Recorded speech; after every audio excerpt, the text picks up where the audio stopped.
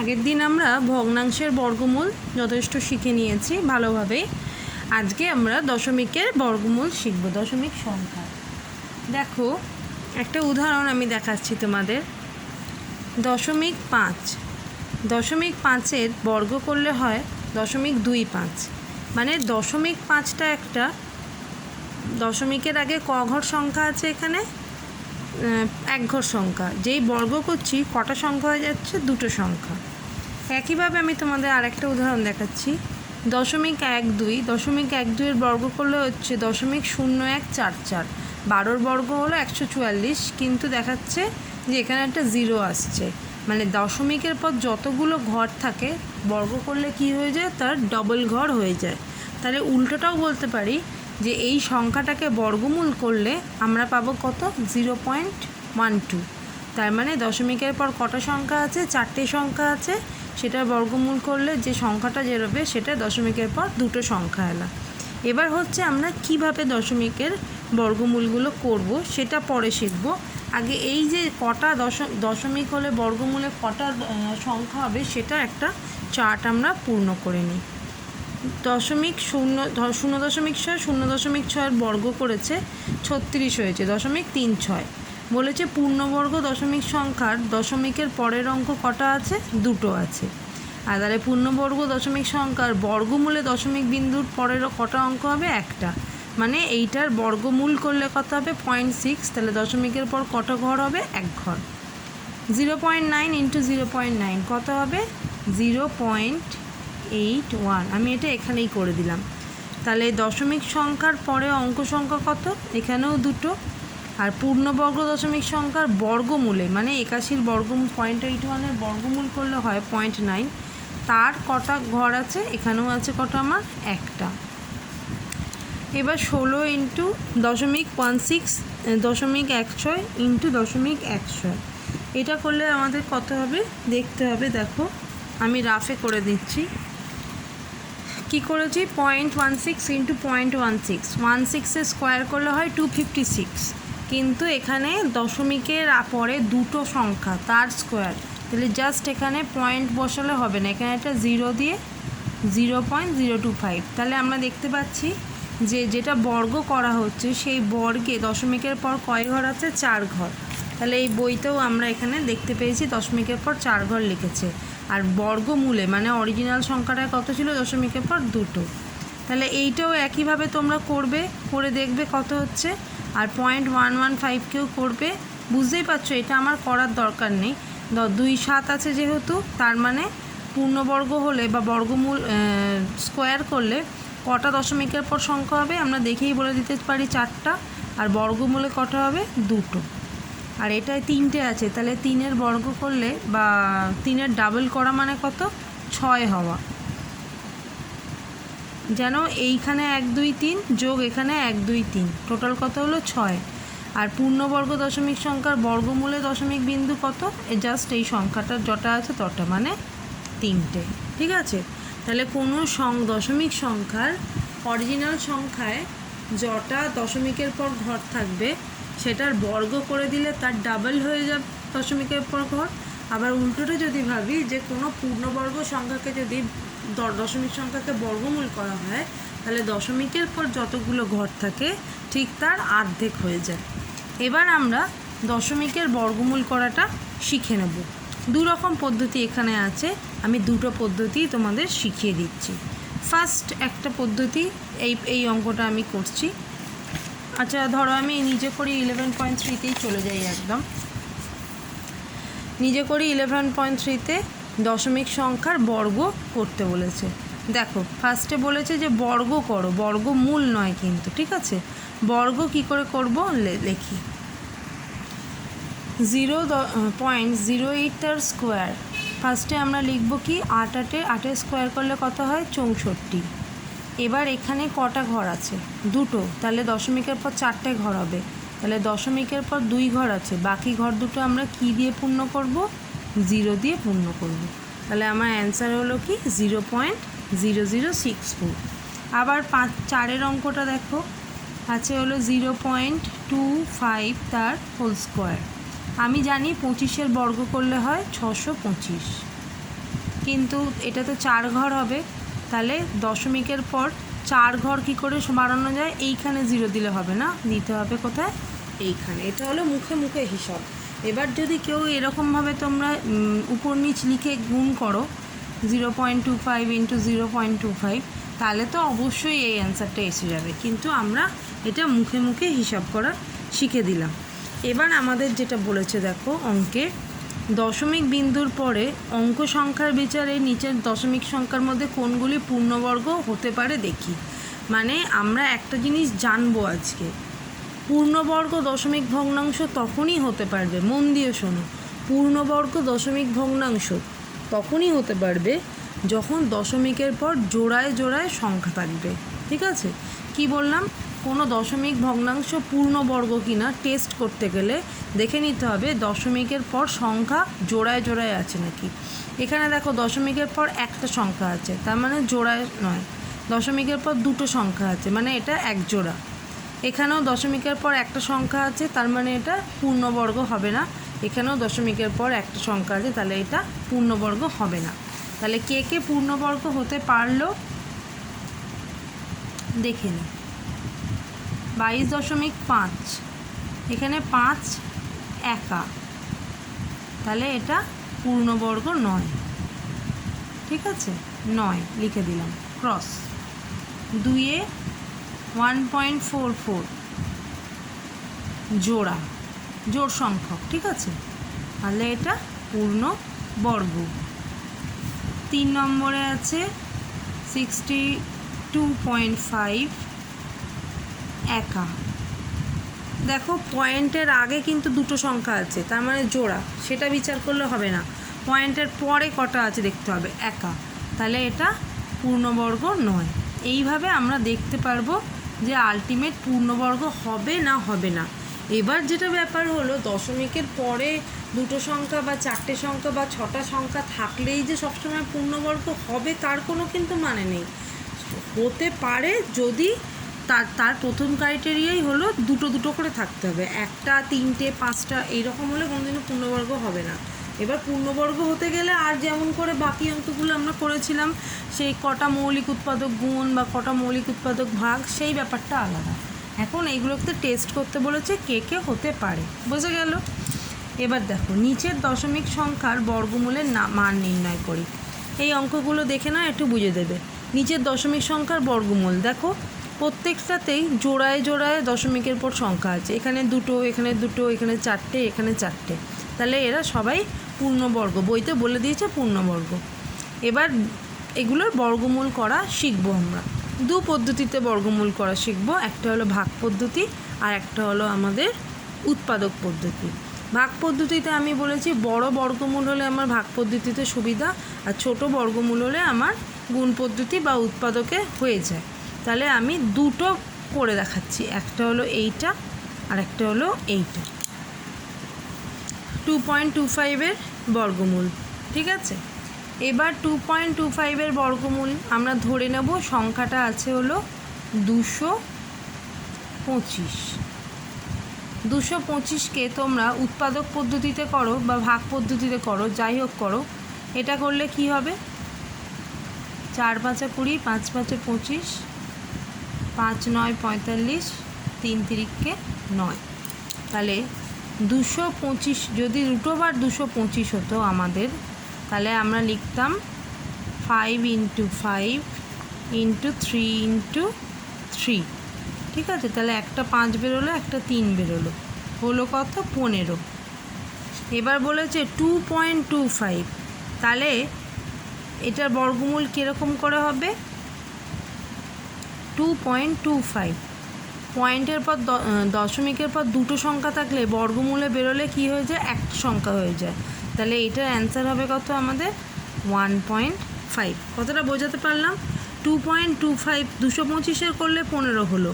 তাহলে এবার দশমিক আছে, যেহেতু দশমিকের পর ক ঘর আছে, বর্গমূলে 2 ঘর আছে, তাহলে অ্যান্সারে দশমিকের পর ক ঘর হবে? 1 ঘর হবে। আরেকটা অঙ্ক করি, তোমরা তাহলে আরও ক্লিয়ার হয়ে যাবে। 0.0484 এটার বর্গমূল আমাকে করতে দিয়েছে। তাহলে অঙ্কটা আমরা ফার্স্টে লিখব কি? √4 484। তোমরা বলো ম্যাডাম জিরো লিখলেন না কেন? যদি দশমিক না থাকে তাহলে কোনো সংখ্যার আগে জিরোর কোনো ভ্যালু হয় না। তাহলে 484 একে আমরা উৎপাদক করি।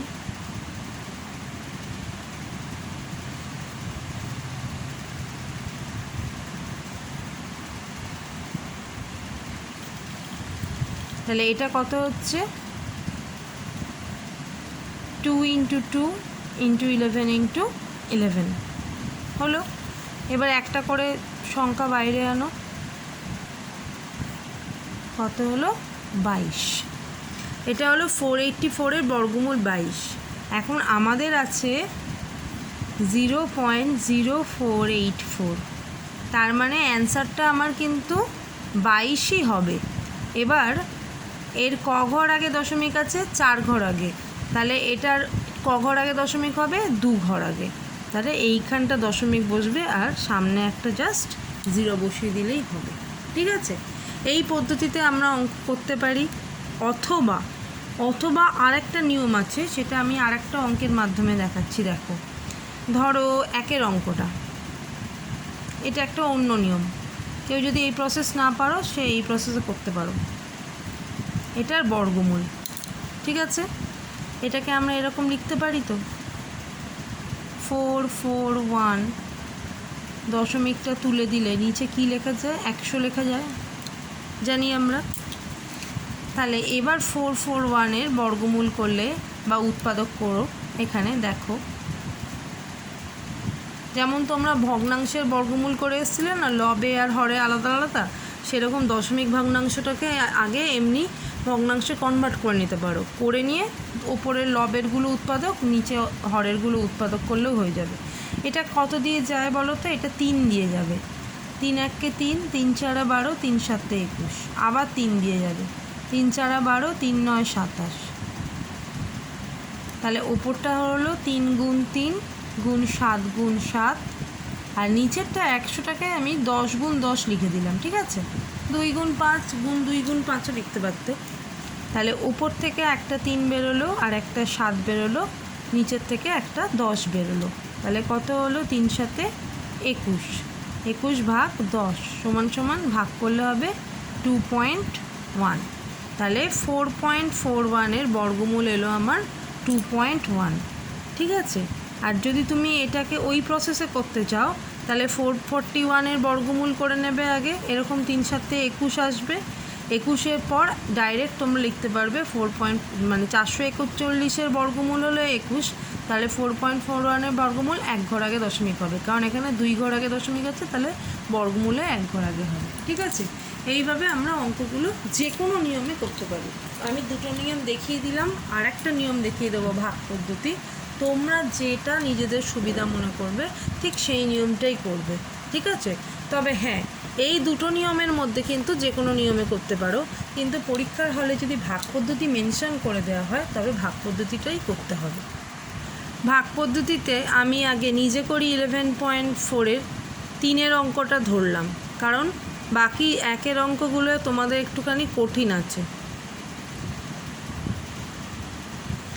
দেখো এটা কিভাবে বর্গমূল করা হয়, স্টেপ বাই স্টেপ ভালো করে লক্ষ্য করো। এমনি নিয়মটা যেমন ছিল সেরকমই আছে, ডান দিক থেকে 2 ঘর করে করে বাদ দিতে হবে। তাহলে রইল এখানে 1, 1 1-কে 1 বসিয়ে দিলাম। এবার কোনো বিয়োগফল হলো না, 1-এর ডাবল যেমন হয় 2 বসালাম। এবারে দশমিক এখানে আছে, দশমিক বসিয়ে দাও।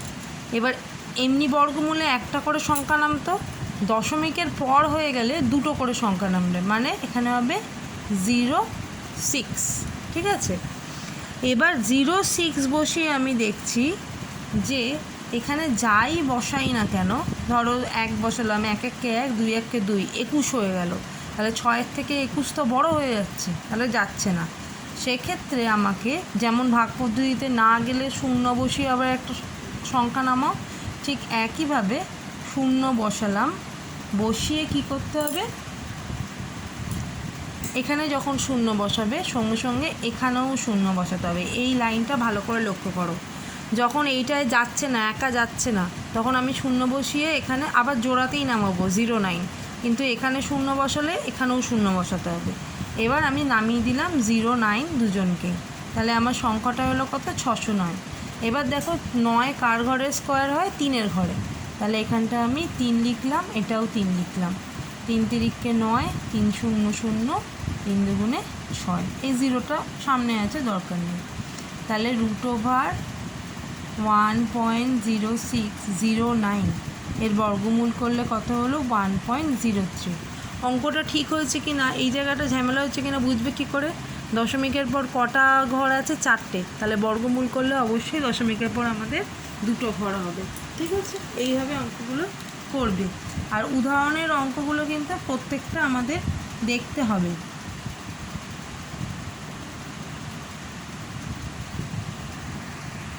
এবার আমি বইয়ের থেকেই নেওয়া করে দেওয়া নিয়ে একটা এমন অঙ্ক নিচ্ছি, সেটা হলো এই অঙ্কটা। এই অঙ্কটাটুকে করাচ্ছি, দেখো। এই ডান দিক থেকে 2 ঘর 2 ঘর নাও, এটাও 2 ঘর। 9 9 81, বিয়োগ করলাম 4 বসলো। 9 দুগুণে 9 ডবল এখানে বসবে 18। এবার দশমিকটা বসে গেল, যেহেতু এখানে কাজ শেষ, তারপরেই দশমিক শুরু, নামলো 3 আর 7। এবার দেখো 4-এর ঘরে যেহেতু 1 আছে, 4-এর ঘর দিয়ে দেখো 4 4 16, 4 8 32, 33, 4 1 4 5 হয়ে যাচ্ছে, যাবে না। 3 দিয়েও যাবে না, এটা যাবে হলো 2 দিয়ে। ঠিক আছে, এখানেও 2, এখানেও 2। এখানে যেহেতু ভাগ যাচ্ছে, তাই আমি আর 0 বসাতে হলো না আগের অঙ্কটার মতো। 2 দুগুণে 4, 8 দুগুণে 16, 2 1 2, 3। বিয়োগ করলে হচ্ছে 3, এটা হবে হলো 7, আর এটা মিলবে। আবার দশমিকের জন্য 7 আর 6 নামলো। এবার 92-এর ডবল বসাতে হবে, দশমিকটা ধরবে না, জাস্ট এই সংখ্যাটার ডবল। 2 দুগুণে 4, 9 দুগুণে 18। এবারেও চলে যাবে, দেখো 6 6 36 হয়, আর 4 4 16 হয়। প্রথমে 4 দিয়ে ট্রাই করি। 4 18 72, হ্যাঁ 4 দিয়ে যাবে। 4 4 16, 4 4 16 1 17 7, 4 8 32, 32 1 33, 4 1 4, 4 আর 3 7। তাহলে √85.3776 ইকুয়ালস টু দাঁড়ালো 9.24। বোঝা গেছে? দশমিকের পর 4টে ঘর আছে, তার বর্গমূল বললে দশমিকের পর 2টো ঘর হবে। এবার আমি আবার চলে যাচ্ছি, নিজে করি 11.4-এর একটা অঙ্ক। এই অঙ্কটা তোমরা ভাববে বোধহয় অঙ্কটা খুব কঠিন, দেখে নাও খুব সোজা। আমি মুখে মুখেই করে দিচ্ছি। দশমিকের পর কটা ঘর আছে? দশমিকের পর 6টা ঘর আছে, তাহলে বর্গমূল করলে কত হবে? দশমিকের পর 3টে ঘর।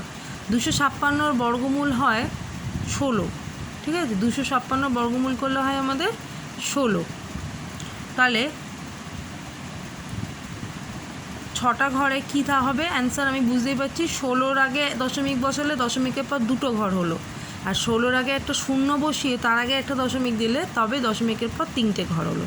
তাহলে আমি মুখে মুখে অ্যান্সার করলাম, অ্যান্সারটা লিখে রাখছি এখানে 0.016।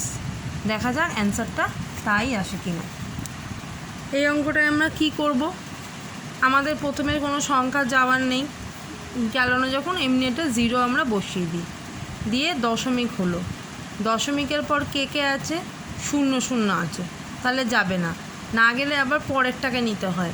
পরেরটা নেওয়ার জন্য আমাকে কি বসাতে হয়? একটা 0 বসাতে হয়। দশমিক দিয়ে একে নেওয়ার পর যেহেতু যায়নি, তাই 0 বসিয়ে আবার 0 2কে দেখতে হবে।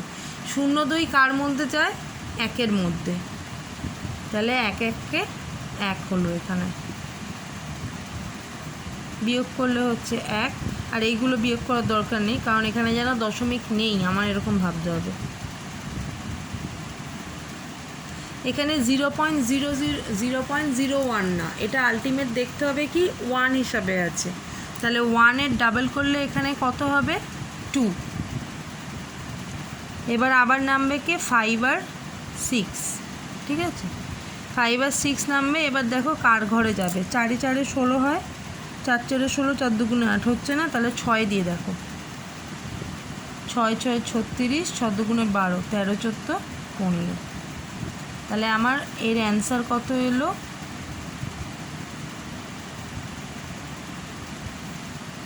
0.016।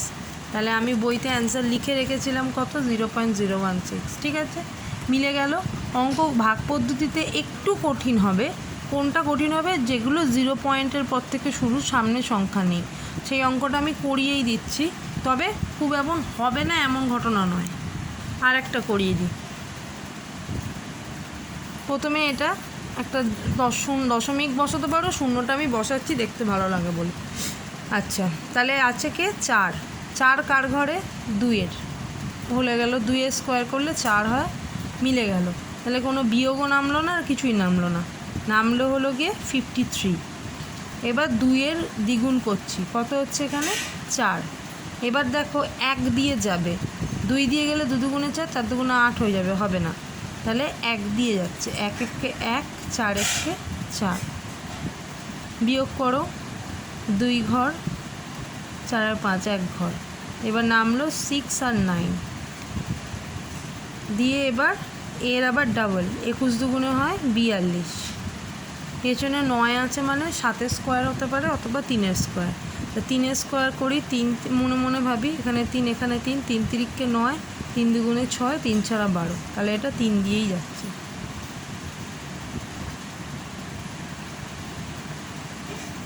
হলো। তাহলে আমার √0.045369 = 0.213। বেশ কঠিন।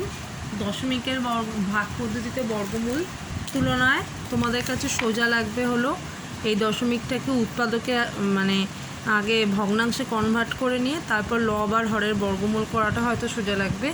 যদিও সোজাটা শিখতে পারো, কিন্তু ভাগ পদ্ধতিটা আমাদের শিখতেই হবে, কারণ পরীক্ষায় অনেক সময় ভাগ পদ্ধতি উল্লেখ করে দেওয়া থাকে। তাহলে এইভাবে আমরা করব।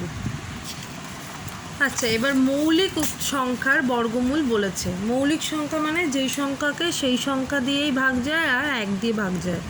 2 একটা মৌলিক সংখ্যা, তার বর্গমূল নিচে করে দিয়েছে। কীভাবে করেছে আমি বুঝিয়ে দেবো, দেখবে বুঝে যাবে। আর তোমাদের এখানে 3-এর বর্গমূল মানে √3ও করে দিয়েছে। বইতে করতে দিয়েছে হলো √5 ও √7। এর 2 আর 3 দশমিক স্থান পর্যন্ত মান নির্ণয় করতে বলেছে। কেন এগুলো আসন্ন মান হবে? কারণ এগুলো পূর্ণবর্গ সংখ্যা নয়। 2-এর বর্গমূল করলে কিছু বেরোবে না, 5-এরও বেরোবে না। এদের কি দশমিকের পর সংখ্যা থাকবে আসন্ন মান। তো আমি √5টা করে দেখাচ্ছি, দেখলেই বুঝতে পারবে 2-এরটাও কীভাবে করেছে। আচ্ছা, √5 তার মানে 5কে আমার ভাগ পদ্ধতি থেকে বর্গমূল করতে হবে। একটাই সংখ্যা, অসুবিধা নেই। 2 দুগুণে 4, 4 আর 5 5, 1 ঘর। 2-এর ডাবল হলো কত এখানে? 4। এবার দশমিক দিয়ে ভাগ পদ্ধতিতে গেলে যেমন শূন্য আনো, এখানেও দশমিক দিয়ে একটা শূন্য হয় না, 2টো শূন্য বসাতে হয়। ঠিক আছে, এইবার দেখো কত দিয়ে যাচ্ছে। 1 দিয়ে গেলে 1 1কে 1, 4 1কে 4 যাবে। 2 দিয়ে গেলে 2 1কে 2, 4 দুগুণে 8। 3 দিয়ে গেলে 3 তিরিককে 9, 3 4 12, বেশি হয়ে যাচ্ছে। তাহলে 2 দিয়ে গেল, 2 দুগুণে 4, 4 দুগুণে 8। বিয়োগ করো, বিয়োগ করলে কত হচ্ছে? আচ্ছা, বিয়োগ চিহ্ন দেওয়াও যা না দেওয়াও তাই, এটা বিয়োগই ধরে নেওয়া হয়।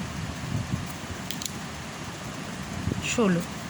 এবার কি হবে? আবার এই যে 22-এর ডাবল এখানে বসবে মানে 44। আবার দশমিকের জন্য এখানে 2টো শূন্য, দেখছো 2টো করে 0 0 বসাতে যাচ্ছে। তাহলে এখানে কত যাবে? 4 4 16 হয়, দেখি 4 দিয়ে গেলে বেশি হয়ে যাবে, 3 দিয়ে যায়, 3 তিরিকে 9, 3 4 12, 2, 3 4 12, 13। বিয়োগ করছি, 9 পর 10, 2 পর 3, 7 দিতে, 3 পর 4, 2 দিতে। আমাকে বইতে বলেছে √5-এরটা 2 দশমিক আসন্ন মান, দশমিকের পর 2 ঘর, তাহলে আর একটা নিতে হবে আমাকে। তাহলে এইবার আবার কি করতে হবে? এটার ডবল করতে হবে। 3 দুগুণে 6, 2 দুগুণে 4, 2 দুগুণে 4, মানে 2 2 3কে আমি 2 দিয়ে গুণ করলাম। আচ্ছা, দশমিকের জন্য 2টো শূন্য নামলো। এবার কত দিয়ে যাবে? 4 6 24, 4 7 28। তাহলে 6-এর ঘরের নামটা 6 বসিয়ে দেখি মনে মনে। 6 6 36-এর 6, হাতে 3 আছে, 6 6 36 আর 3 39, 4 6 24, 25 26 27, 4 6 24, 25 26, 6 দিয়ে চলে যাবে।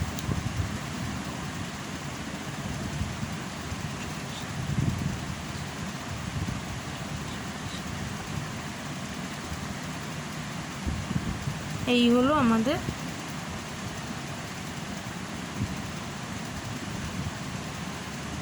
ঠিক আছে। এবার বলেছে আমার 2 দশমিক স্থান পর্যন্ত আসন্ন মান, 2 দশমিক মানে এই ঘর, তাহলে 3-এর পরে কে আছে 6 গ্রেটার দেন 5, তাহলে এটা কত হয়ে যাবে 4 হয়ে যাবে। তাহলে √5 বর্গমূল 2 দশমিক স্থান পর্যন্ত আসন্ন মানে কত হবে 2.24 প্রায়। বোঝা গেল? জয় দশমিক পর্যন্ত আসন্ন মান বলবে তার থেকে এক ঘর বেশি নিয়ে দেখতে হবে। আর আসন্ন মানের অঙ্ক তো আমরা আগেই শিখে এসেছি, কোনো অসুবিধা নেই। এবারে আমি √7টাও তোমাদের করে দিচ্ছি। 7-এ দেখো 2 দুগুণে 4, 3 তিরিককে 9, তাহলে 2-এর ঘরের মধ্যেই পড়বে।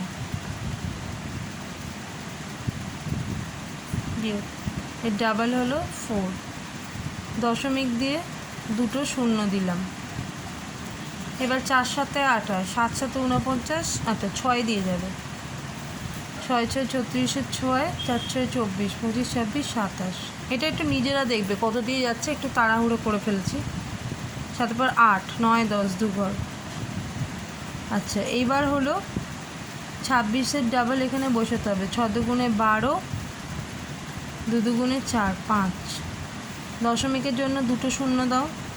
5-এর 5 5 25, 4 5 20, তাহলে এটা আমাদের 4 দিয়ে যাবে। 4 4 16 6, 4 দুগুণে 8 আর 1 9, 4 5 20।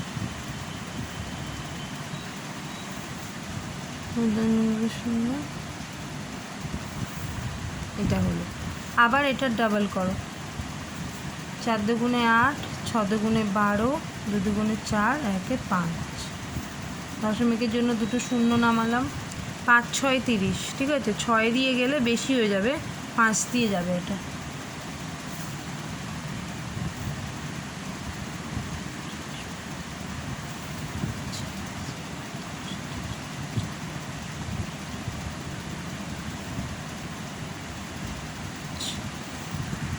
আচ্ছা, আমি বিয়োগটা করে আবার দশমিকের পর 2টো শূন্য নামিয়েছি। এবার 5 7 35, 5 8 40, তাহলে 7 দিয়ে যাচ্ছে। হ্যাঁ, এটাই আমি 2 ঘর আর 3 ঘর দশমিক আসন্ন দুটোই দেখাবো, তাই একটু বড় করে ফেলছি একবারে। তোমরা √5-এরটা আর একটা করবে। 7 7 49, এখানে 0 আছে। 7 9 63, 3 হাতে 6 আছে। 7 দুগুণে 14 আর 6 20, 0 হাতে 2 আছে। 5 7 35, 36 37। বিয়োগটা একবার করে দেখি, যদিও না করলেও চলে। 4 5, আচ্ছা 3 5 4 5, 1 ঘর, 7 করতে 7 2, ঠিক আছে। তাহলে প্রথমে হলো 2 দশমিক স্থান পর্যন্ত আসন্ন মান,